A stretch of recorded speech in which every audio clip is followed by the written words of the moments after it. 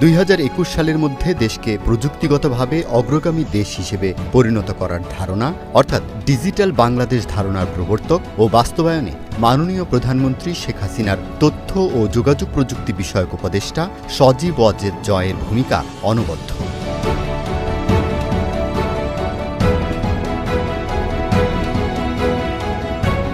বহুমুখী জ্ঞানের অধিকারী সজীব ওয়াজেদ জয় বেঙ্গালুরু বিশ্ববিদ্যালয় থেকে কম্পিউটার বিজ্ঞান, পদার্থবিজ্ঞান ও গণিতের উপর ব্যাচেলর অব সায়েন্স ডিগ্রি অর্জন করেন। জানার ও শেখার তীব্র ক্ষুধা মেটাতে ইউনিভার্সিটি অব টেক্সাস অলিংটন থেকে কম্পিউটার প্রকৌশলের উপর আরেকটি ব্যাচেলর ডিগ্রি সম্পন্ন করেন। সবশেষ তিনি বিখ্যাত হার্ভার্ড বিশ্ববিদ্যালয়ের স্বনামধন্য কেনেডি স্কুল অব গভর্নমেন্টে ভর্তি হন এবং লোক প্রশাসনে মাস্টার্স ডিগ্রি অর্জন করেন।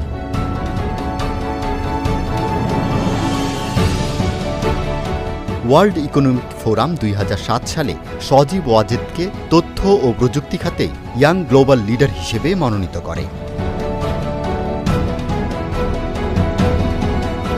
1971 সালে স্বাধীনতা যুদ্ধে জয়লাভের মাধ্যমে বাংলাদেশের জন্মের সাথে তার জন্ম নিবিড়ভাবে জড়িয়ে পড়েছে।